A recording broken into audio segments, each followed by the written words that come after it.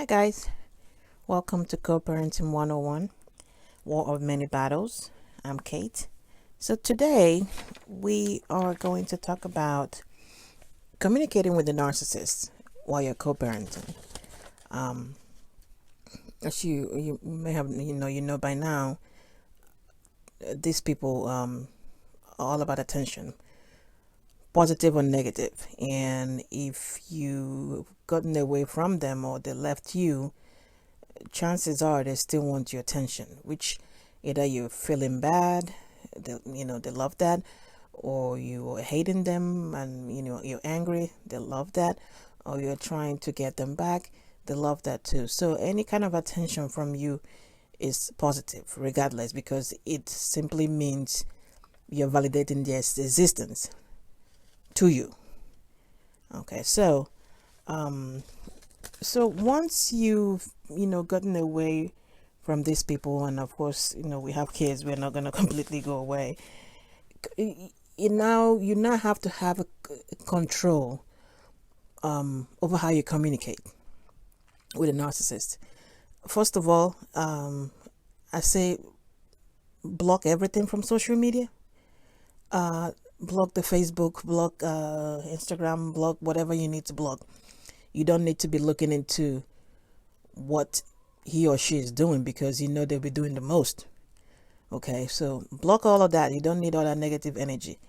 And the second thing is, once you're, in my case, divorced, you're supposed to have some channel open for communication between him and the kids. My kids are in middle and elementary school, so depending if your kids are young or whatever, but you have some kind of open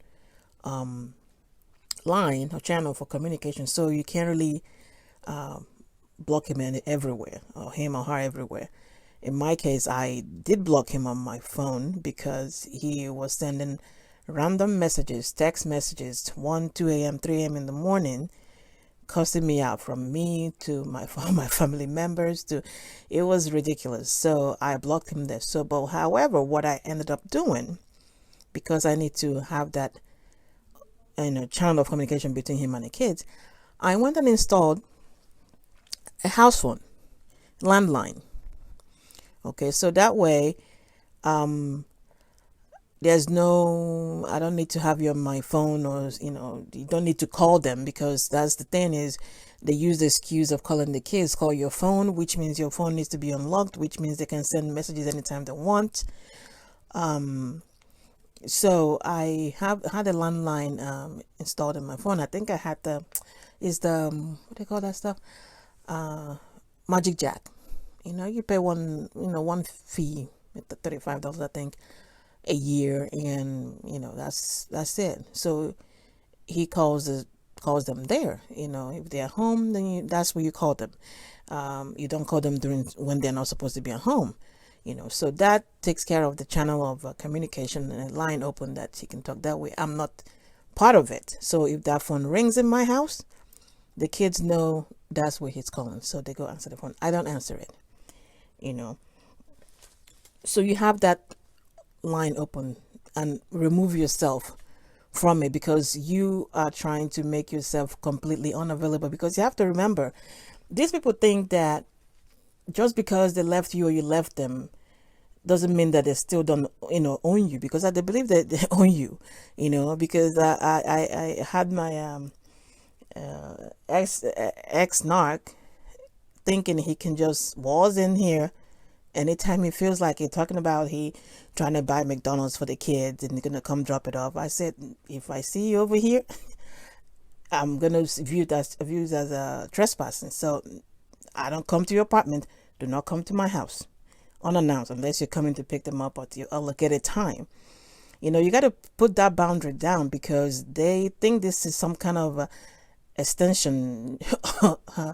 Living, they live here and they live there. No, you gotta set that boundary right up, jump up to, right up front, because they will try, because the head boundaries, they will try to get all up in it. You gotta set that up, and how you do that is by making yourself not easily accessible. without really limiting the time they need to, to talk to the kids if they need to, So block everywhere. Have some kind of open channel of communication line, preferably a landline, for them to talk to the children. So it comes down to when, in my own case, yes, I blocked and had the landline open for the kids. Then I only email. And I do that email because this is admissible, in court, as you have, it's easily, documented. Like I was saying earlier in my other videos, you document and document. The easiest way is to document the emails, so it's right there. And, he can't really get up in the morning to, start texting me random stuff. This is the email because his number is blocked on my phone. So, but it would take a lot for somebody to get up in the morning and start emailing, which actually he has done that before too. So yeah, but so I narrowed it down to email. So that way everything we communicate through email, and then the landline is available to talk to the kids, and I'm out of it. Now, coming down to the communication, like I said, they're seeking any kind of attention from you, positive or negative, it does not matter. So you have yourself having these emails, in my own case, having these emails sent to you about things that, one, probably don't have anything to do with the children. It's just an opportunity to kind of provoke you and see if you react. And then you guys go engage in a ping pong kind of back and forth email that they enjoy, that has no use to you. So they'll let's for instance, I sent an email out, okay, you're picking the kids up on Friday, so and so has an doctor's appointment by around that time you're picking them up, or like an hour, appointment that's been set a while ago. Could you, while you pick them up, could you drop them off there or take them to the appointment, before you guys, go home? Now, that's a simple request. It could be a yes or no for normal people. Or you could have replied was, no, I can't do it. Or, sure, we'll do it. No, a narcissist would not do that, because that's an opportunity to go all in and, unleash whatever misery they have going on for you, because they're 24/7, they're miserable. So now that reply will come back with a whole bunch of insults and this and that, and they'll remind you how unfit you are, how you're not a good mother, how the same story, same bullshit, different year, different day, the same thing pretty much they were doing while you were with them, which is lie about what kind of person you are. But, thank God, hopefully you're working towards reminding yourself who the hell you are, that you don't buy into the bullshit. Okay, so he'll reply and he'll go off and on about all that, and then somewhere in the middle of the craziness, there'll be an, I can drop him off, or I can drop him off or no, I can't. Now, when I get this kind of emails, in the beginning, I used to, engage in defending myself on something that is not true. But, as time goes on, I hope that's where eventually everybody gets to that point. So when I get all this email, and in the middle of all that madness, I will go right in and address where he responded or replied to what I asked, which was, can you drop the kid off or take the kid to the appointment? So in the middle of all the insults and all the put downs and all the madness, I go in there and I see that response, yeah or nay.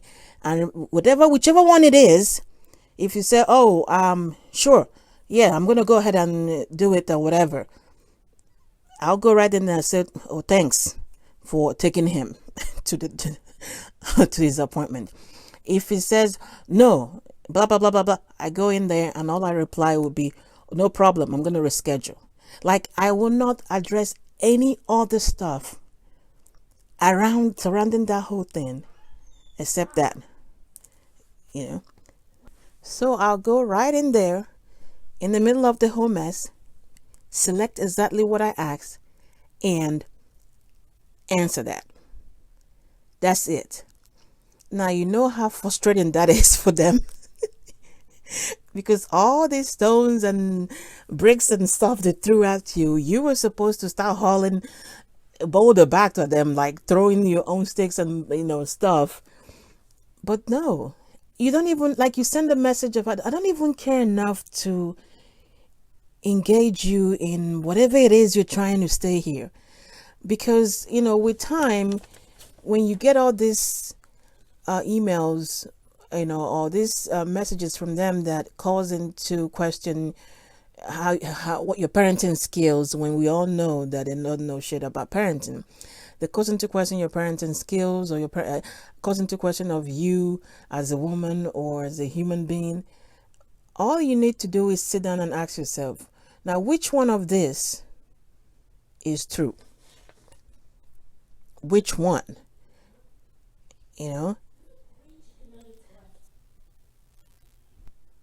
And you realize that none of it is true. And as soon as you send yourself that message, why then would you want to defend what is not true? You automatically know that this person pretty much threw all those things at you just so you can get a reaction out of you. Then why even give that? Mm-hmm. You let them. You just leave them hanging with that. That's what you do. You leave them hanging because they we already know the lie. They make up stories. Whatever, they will do whatever to get an attention from you, because they don't believe that you can actually leave them and be done with it. Like you're good. Like, go ahead, do you. I'm all going to be over here and do me. They don't understand that. And even if they left you, it doesn't matter. The point is, either you are supposed to be like they give the kids dolls and stuff, and toys. You bring it today, they play with that, and then you buy a new one. They leave that one a little bit on the shelf. I mean, they don't completely throw it away or give it out. I mean, it's just sitting there in the toy box or whatever. So they can come and grab it again. That's how they look at us. So now you saying, "Oh, I really don't. Why are you angry? I don't have anything to do with you. We're done.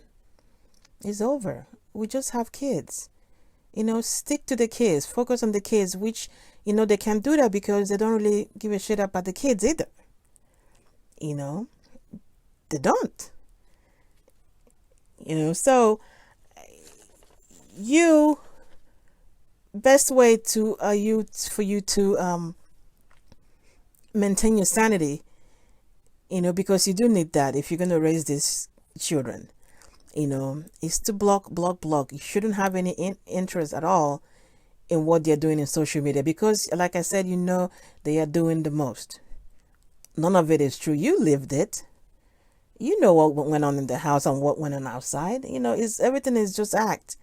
They're doing the same thing. They're maladaptive. They don't change. They are the same people.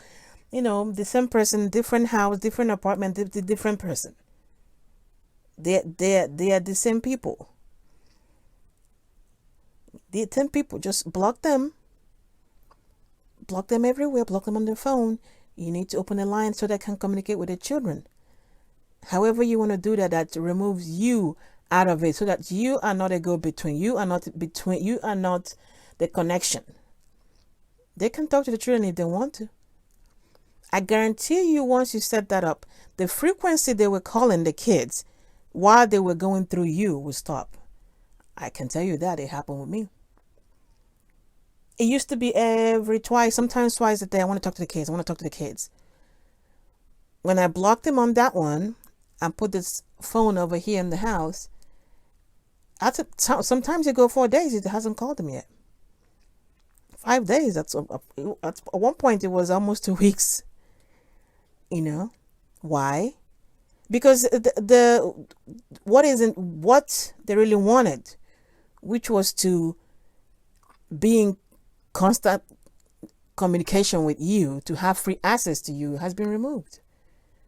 Now they could care less about the kids. I mean, you gave the kids a phone. Here, you can talk to the kids directly. I don't have to be in the middle of it. But no, they want you to be in the middle of it because you are the target. The kids are just collateral damage. You know? So summary. Block, block, block, block, block. Get an access line for the kids that doesn't have to go through you. Communicate, document. Paper trail. That's what you email. I don't know how he's going to do it besides email. Email to me, I think, is the best. Unless I think they have those court ordered communication thing. I don't know how that works. If they have to order, if the court has to order that or something. But document everything.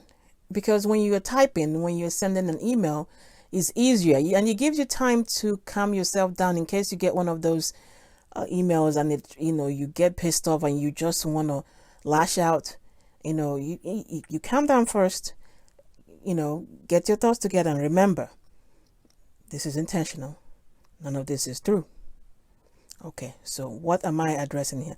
Oh yeah, is I only care about the fourth line on this whole paragraph, and you address the fourth line on that paragraph. Nothing else. That's it. You stick to whatever topic that was part of it that had, and sometimes you don't even need to respond because I've received emails that have absolutely nothing to do with the children. I do not respond. There's nothing else to talk about. If it doesn't involve the children, I don't need to respond back to you. And this is not going to happen overnight. Some of us, it's a work in progress. You keep doing it until you get to the point where that's how you react. I think in the future I'm going to have like a segment of emails where we analyze emails that we receive from them. I can tell you mine. Sometimes I get them and I laugh and because it's funny. It's like a kid trying to grab onto something that is way out of his reach. But I think I'm going to start that segment where, I can get, you guys send me yours too. And we kind of like read it and figure out the best way to respond.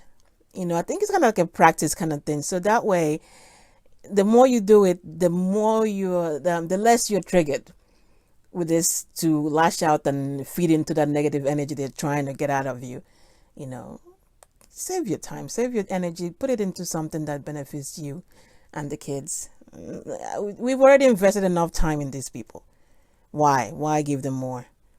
Well, anyway, guys, that's all I have on this one. Don't forget to subscribe and hit the bell button so you can see when I post anything on do any kind of post a video. Like I always say, you guys, once we get our mind right, everything else falls into place because it starts in the mind. Once your mind starts thinking in a different direction, I guarantee you everything starts moving in that direction. So I wish us the best, and I'll see you soon. Take care. Bye.